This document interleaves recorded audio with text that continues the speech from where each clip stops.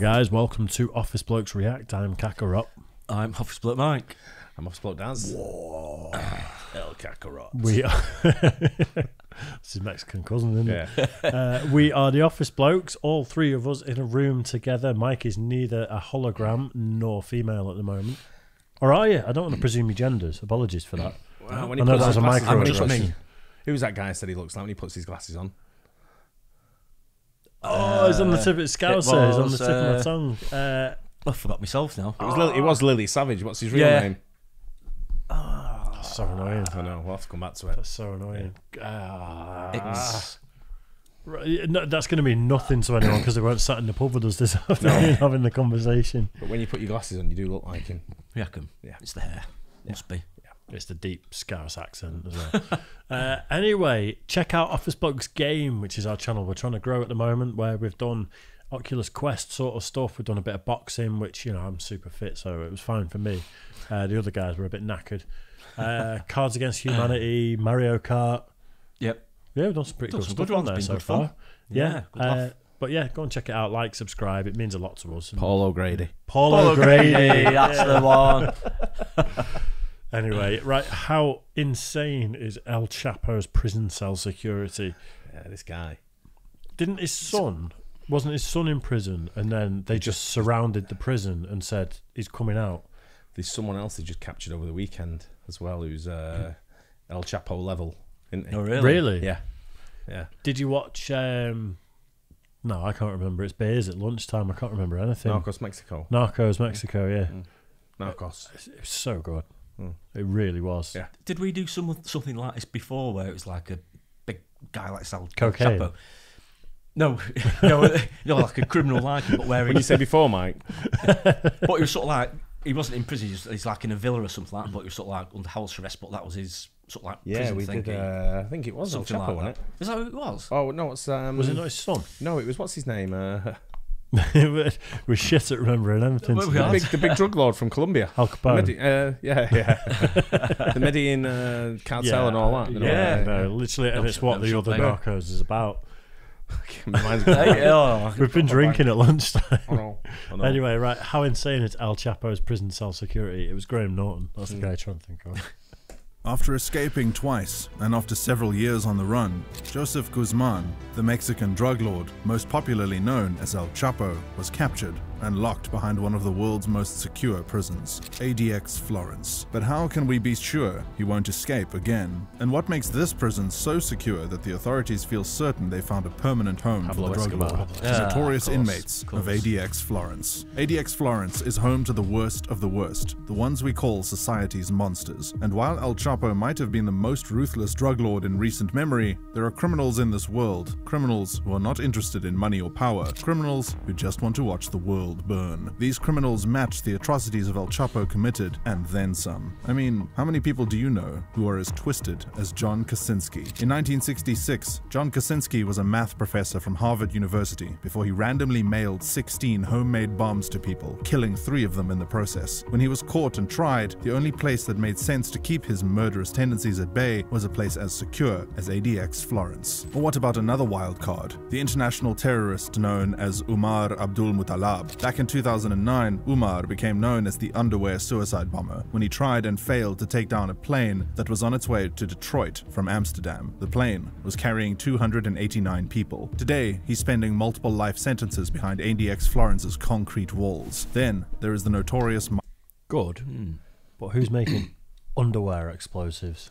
It was something that he had to. It was like similar to the shoe bomber. The shoe bomber, I think, sort of like followed straight behind him, and the underwear bomber was like something that he tried to ignite, wasn't it, when he was on the flight? Yeah, from what I remember. And then it was just the detonator went off and just burnt his cock, and now he's in prison with a burnt dick. He just ended up being a load of bollocks in the end. Swango, a man so evil they had to nickname him Dr. Death. This diabolical villain used his medical license to poison patients and colleagues. The medical serial killer murdered more than 60 people through his bloody reign. And there is no way on earth... Nothing on Harold Shipman. Yeah. There's hundreds Harold of Shipman. Yeah. Shipman. earth anyone would want that man, or any of the men I just mentioned, in a regular prison, which is what makes ADX Florence their perfect home. But what is so special about this Supermax, and what sets it apart from your regular maximum security facility? The structure of ADX Florence. ADX Florence Supermax occupies 49 acres of land on the outskirts of a small rural town in Colorado. Originally built to house 490 inmates, this impenetrable facility has never been full and currently houses 343 of the most high-profile criminals the world has ever seen or heard of. It is divided into 6 different security levels that vary in their levels of restriction: general population, the special housing unit, the special security unit or H unit, the control unit, intermediate or transitional units, and range 13. General population is the least restrictive. They look like fucking lunatics, don't they? One of them was the bomber. One was the Olympic bomber, wasn't he? I saw there. Was the Olympic bomber, that guy? I'm not sure. I can't remember his name now. I don't want to mention his name anyway. Fuck him. I mean, there's a lot of people here that should just be forgotten about and just have a shitty time for the rest of their lives. Absolutely, yeah. But that little shot of a cell, Unit, the special security unit or H unit, the control unit, intermediate or transitional units, and range. Is that not anxiety inducing? Imagine that being your home. That's how it should be. No, worse than that. I agree. Their toilets and sink look too clean to be a fucking prison cell for me. I agree, but as a normal person who's got no intention of going to prison, you wouldn't sleep with your head at the other end, would you? Yeah, I know, you'd swap your pillows at the other end, but then maybe you get dinked in the head. That's what I'm saying. You wouldn't sleep with your head at that end because someone would come around and fucking wrap something around your neck. Yeah, wouldn't they? I'd be proper paranoid. I'd be in my bed right up so no one could get access. Yeah. I'd even turn it the other way, sideways, sleep at an angle. Slam it up like that, yeah. I'd probably sleep under the bed. Yeah. 13. General population is the least restrictive unit. All inmates within this unit are subject to 23-hour lockdowns, with just an hour of recess each day. They are also given phone call privileges that they have to earn. Their 1 hour of freedom is... That was Vince Vaughn. Was that Vince Vaughn? Probably from a film. Each day. They are also given phone call privileges that they have to earn. No, I don't think so. That looks like Vince Vaughn to me. You're right. Slash Devin Townsend. Yeah. Their 1 hour of freedom is spent in an indoor swimming pool-like concrete pit that is built in such a way inmates won't have an idea where in the prison facility they are. Good. As restrictive as this sounds, El Chapo isn't in this unit. The H unit houses criminals that have been deemed terrorist groups by the Department of Justice. Notorious individuals like Umar Abdul Muttalab stay in this unit. And one of the defining features of this unit is the fact that the cells there don't have a shower. Rather, prisoners are escorted to a shower by guards several days a week. Again, El Chapo is not in this unit. The unit the drug lord resides in is the most restrictive and is called Range 13. Range 13 is a special 4-cell wing within the special housing unit. Before El Chapo, only 2 other criminals have been publicly thrown into Range 13. Thomas Silverstein, the most violent criminal in the history of the United States, and Ramzi Youssef, responsible for the 1993 World Trade Center bombing. The reason why El Chapo is sharing a prison wing with the worst criminals in history is because of his own history with maximum security facilities. I've published some videos on El Chapo's mastery in the art of prison escape, so why don't we compare his old prison escapes with the design at ADX Florence, and see if you could pull off a Schofield here. ADX Florence versus El Chapo's first prison escape. Before ADX Florence, El Chapo has been in and out of 2 max security prisons in Mexico, and no, he didn't finish his time. He escaped in the most dramatic way possible. The first prison he spent time in was Puente Grande Maximum Security Prison, outside the city of Guadalajara. Arrested in 1995 for a bloody shootout in Guadalajara airport 2 years prior, El Chapo lived like a king. That was Narcos Mexico, wasn't it? Do you know what you got to remember with these kind of things? Can you imagine how much your family, how much pressure you've got on your family as a prison guard looking after someone like El Chapo, who's got like people working with him, and, people he knows that can fucking create all kinds of havoc in life in general, let alone just your personal life. Small town Colorado, where probably most of the town works for the prison. And they know where the prison is, what the town is. They know the bars, the prison guards drinking. They'll all be infiltrating that sort of like network, wouldn't they? Yeah. Get to know the families, put the frighteners on them and everything. Even kill them, not put the frighteners on them. They'd probably be fucking taking out them out. Or people are just happy that El Chapo's out so they can rise the ranks. And they're like, let him rot. Too many soldiers. You think? Yeah, too many soldiers. People like that are that powerful, aren't they? That they've got politicians and police and everyone in the pocket, haven't they? I think he is, Not sure. The thing with having politicians in your pocket and stuff is once you're convicted and you're in prison somewhere, watch how quick they all disappear. Oh yeah. So all your friends disappear when it's like that. As soon as you're out the scheme, then it's people just sort of like drop you off. And I suppose there's always someone else to take over, isn't there? Yeah, they will. Someone that wants to move up the ladder. They captured someone just over the weekend who's El Chapo level. I think he's Mexican as well. Is it Office Bloke Chris? Yeah. El Criso. El Fatty. Enjoying everything that he had enjoyed while he was free: good food, women, sports, and running his drug trade with ease. But the Mexican government caught wind of the corruption and decided to extradite him to the US as long as he wouldn't be given the death penalty. El Chapo knew what an American prison meant, so he planned a ridiculously simple escape plan. On the 19th of January 2001, El Chapo was wheeled out of the prison in a laundry basket. Simple, because all the guards are going. In ADX Florence, that would be impossible, because guards are not allowed to interact with the inmates under any circumstances. But maybe we have this all wrong. Everyone knows that most escapes come from corrupt, bribable prison officials. So, could El Chapo corrupt a guard who would help him plan his escape? The answer to that question is extremely unlikely. Any guard he tries to bribe would have already gone through a rigorous vetting process. I don't want to use the word incorruptible for the guards, but it would be extremely difficult to bribe them, because both the guards and inmates are constantly rotated and closely watched. And beyond that, anyone... And the guards are being paid $12 an hour to risk their life. There's always enough money to bribe someone. Absolutely. That's what it boils down to in the end, isn't it? Bribery. You know, if you pay me enough money, you know. $100 million. Precisely. Get me free. Let's go down to Mexico. No extradition. And I'll give you $100 million. Your family will be safe. No problems. Or get someone who looks like fucking El Chapo and say, you, 100 million, you're doing my sentence. And I'll be out. Probably fingerprint them. Probably. In this day and age. Scheming to free inmates of this facility, some of whom are considered enemies of the state, may as well consider themselves a dead man. It's not a wise thing to go against the United States of America. Okay, now that we know that it is unlikely that El Chapo will escape ADX Florence the way he staged his first escape, let's consider his second. ADX Florence versus El Chapo's second prison escape. After El Chapo's first escape, another 13 years passed before the drug lord was once again captured. This time, it took a joint effort between the US Drug Enforcement Administration, or the DEA, and Mexican Marines. The date of his capture was the 22nd of February 2014, and this time, everyone went to great lengths to ensure that it would be difficult, if not impossible, to escape. His cell had no windows, inmates were not allowed to talk to each other, and they were not allowed to reach out to family members either. El Chapo spent 23 hours in solitary confinement, in a cell that had one bed, one shower, and a single toilet. Any visitations by family had to first be approved by a judge, and the only luxury he was afforded was $48 for personal hygiene products. Yes, no one was taking any chances this time. But even with all these restrictions, a little over a year later, El Chapo escaped once again. He had found a blind spot for the security cameras in the cell bathroom, and after months of communicating with his men, El Chapo walked into that shower stall and disappeared. But how? This is where it gets more insane. It turns out that El Chapo's men, led by his wife, had been digging a mile-long tunnel for 4 months that led directly underneath the shower. With the help of a smartwatch that someone had smuggled in, he was able to pinpoint his exact location for his criminal tunnelers. Again, there is no way he would be able to escape using this way in ADX Florence. And some of... You know what? Insane that is, isn't it? Do you know what? They should say, do you know what, mate? Fair play. You fucking win. See you around. You're good to go. You take your smartwatch that's blatantly been up your ass for a couple of days.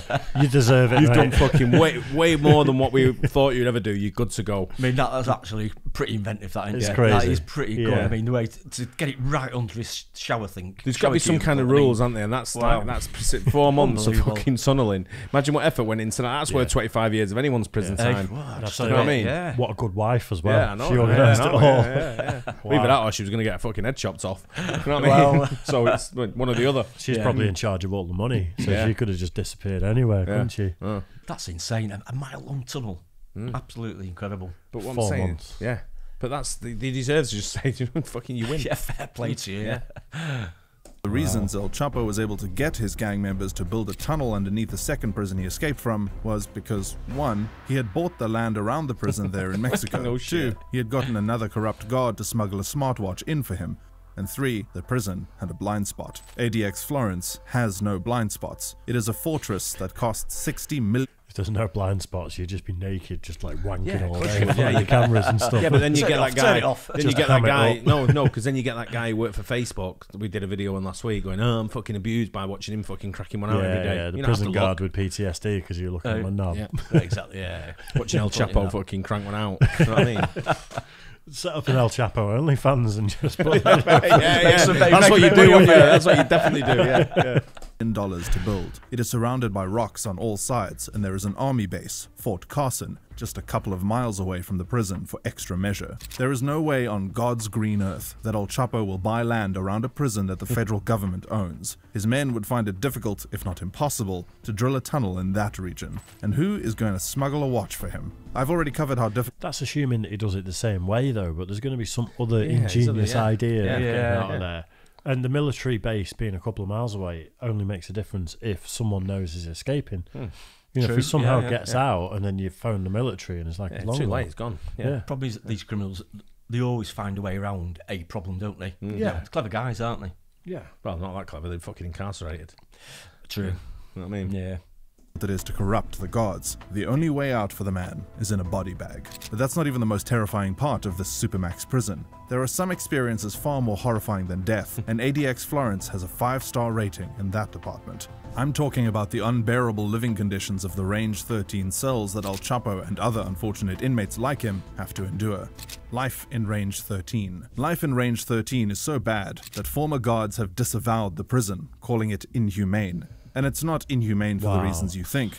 The only kind of torture in ADX Florence is isolation and deafening silence. The prison is where the worst of the worst go. In ADX, inmates are locked up 23 hours a day in a 7 by 12 foot cell that features a desk, stool, and bed. Each of these pieces of furniture is made from the same material that the cell is made from, poured concrete. The cells are also soundproofed, so inmates can't communicate with anybody except their own imagination. It's also constructed to be so deliberately disorienting that the prisoners never know where in the prison they are. Inmates will find it hard to hurt themselves in this cell, even if they tried. The sinks come without taps, so that they can't be turned into weapons. The toilets shut off if clogged, and the showers run on a scheduled timer. Entertainment in the cells is reduced to a black and white TV that plays repeated educational and religious recordings daily. No. Even the food they eat is monitored. It is hand-delivered. I'd refer to Louis C.K.'s video and just fucking kill yourself. Okay.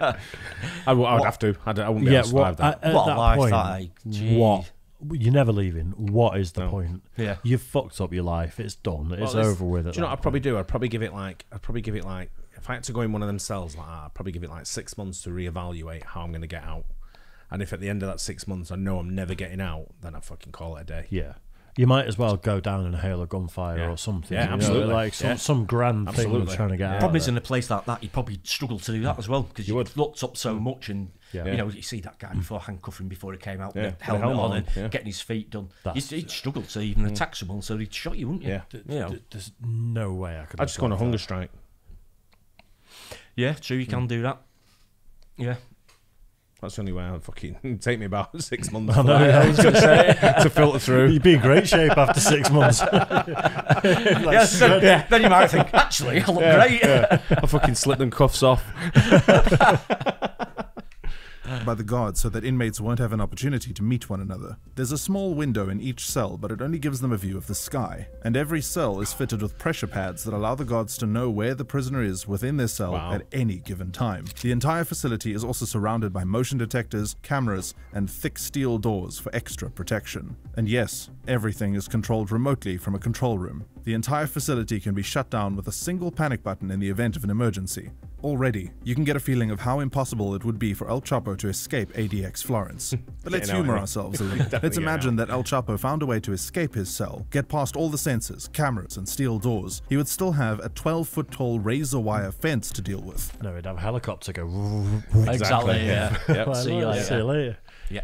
Yeah. I mean, it's absolutely, and I'm not condoning anything these people have done whatsoever, but it's so rough, isn't it? These conditions, it is so grim. Yeah, but going back to what you're saying there, but I'm pretty sure it's probably a no-fly zone over the. Yeah, of course. Anywhere near that. That's the military base there. With anything that comes around, they fucking shoot it down. Yeah, because they'll have points all the way around there, won't they, where they've got guns and stuff like that as well. So it's great having pressure sensors so you know where someone stood in the cell at any one time. But they said the wing that he's in's only got 4 cells. So do you really think the guards are going, oh, El Chapo's moved, stood next to the toilet now, he's going to get piles if he don't get up. So you're like, that's the weak link. Heads, man. I'd just be fucking hovering over on the toilet, like fucking feet up all the time, like, so they don't know where I am. Where's he gone? He's escaped. Yeah, check the camera. Oh, he's there. He's sat in the bog again. On the toilet. Yeah, I mean, the weak point is going to be the guards, because how much do you think these guys get paid? That's the way you got to infiltrate it. Humans, 100%. Humans running it, so that's how you've got to get in, isn't it? Yeah. How much do you get paid? What does the guard here get paid? All you need to do, in my opinion, is take out about 3 family members of 3 different guards as a warning, and then then you put the pressure on the others and go, see what's happening to them. He said the guards are changing constantly, but you will have... It's not fucking Buckingham Palace, mate. Yeah, but you'll have a rotation of like a couple of hundred maybe, so they'll always be in a different place. Still low value. What do you reckon a guard's earning on his wing? I don't know. No idea. 30 grand a year? 40 grand? Maybe. You'd guess it'd be something like that, wouldn't you? Yeah, maybe more. Bit of a guess, more than that, 100 grand a year. It's possibly one of those places where the prison is the biggest employer, so they've kind of got people by the balls where, like the local factory, you work at the prison. So it might not be the best paying job because it's the only job within a few miles. Yeah, maybe. The easiest thing to do is fly them in from different states and then have an ever-changing guard every month. Yeah. Where you fly the people in from different states. Don't know who they are. Like special forces sort of stuff. Yeah. We're not even talking about the countless heavily armed guards that patrol the facility 24/7, and their highly trained dogs, and the fact that Fort Carson, which is just down the road, is equipped with a 4th Infantry Division, 10th Special Forces Group, a few hundred combat vehicles, and 74 combat helicopters. There is a reason ADX Florence Supermax is called the Alcatraz of the Rockies. No inmate in the 28-year history of the facility has ever escaped, and from the way things look, El Chapo's case will be no different. He might have escaped twice in the past, but this time, it's safe to say that those days are over. I want to know what happens to El Chapo's wife. Yeah, did you see that? Inmate to influencer. Well, and where can we get pictures? Oh, man. Yeah, it's, you know, can you imagine ending up in that situation? It's a proper fortress, that one, isn't it? I think he's lived so hard that he's probably lived the lives of like 30 people at least with that much money and just doing whatever he wants for decades. Had absolutely everything. Everything that money can offer. And that's kind of, now you just live out your days. Cocaine at the ready. Everything. He would have absolutely everything, wouldn't he? Then you, like I say, he brought back down to that to zero, absolutely nothing. Saying a 12 foot by 7 foot cell, was it? Something like that. You know, that'll be for the rest of his life as well, won't it? He won't be getting parole, I would guess. No. Maybe he's sort of like in there forever, won't he? So, man, it's grim. Yeah, you just don't know. You don't do the time, don't do the crime. That's the saying goes. That's true, but I think he was doing it with impunity in Mexico. Yeah, it's basically to a degree because everyone's in his pocket. He's got that much money. He's just a god. He can just do whatever he wants. Probably didn't have the fear of jail there, did he? Because he probably knew that he'd be able to escape one way or the other. Well, countries like Mexico, places like that, they are easy to sort of like infiltrate the staff because it's low revenue. Yeah. A lot of corruption there and stuff like that, I guess. Yeah. That's it. Someone's earning, say, 50 grand a year, and you come in and say, I'll give you 200 grand just for this one job. I'll give you 100 million quid, $100 million, whatever it may be. You're paying like pocket money if you want your whole fortune to get out, to get your freedom. To get, well, obviously it's never free as freedom will be. You just fly to Switzerland. Yeah. That's it. Or Ireland. Switzerland not going to kick you out, and all his money's probably sat there anyway. So I think his money's not sat there. His money's in fucking bundles of cash somewhere. A few mattresses exactly. bulging somewhere. I don't think he's got Swiss bank accounts. No, absolutely not. You'd guess it'd just be all cash, wouldn't you, and stuff like that. I would think property maybe, but you can't have cash in the billions. Mike has. I don't know. Simply if only. Yeah, it's good that. Enjoyed that. Yeah, I like really stuff like that though, me. Same. Yeah. It's really, really, really interesting. That. Yeah, it's a good one. The size of that cell. You know, if you really want to put people off crime, you just say, "Do you want to live in that for the rest of your life, mate?" Won't deter people. They live for the moment. Fair play. True. Fair play to them like that. But I look at that and I'm like, like you said, I'd last a few months maybe, and I'd be like, you know, I gave it a good crack. Yeah, I figure out if I'm ever going to escape, and they say no, and you come to that conclusion that this is it for me for the rest of my life. Yeah, I'd be like, I'll fucking cut it short. I'm done with today. Goodbye, cruel world. Correct. Yeah, done with it today. I'm out. Yeah. Hope you guys enjoyed it too. Don't forget like and subscribe. Please hit the bell. And we'll catch you on the next one. Cheers. Guys.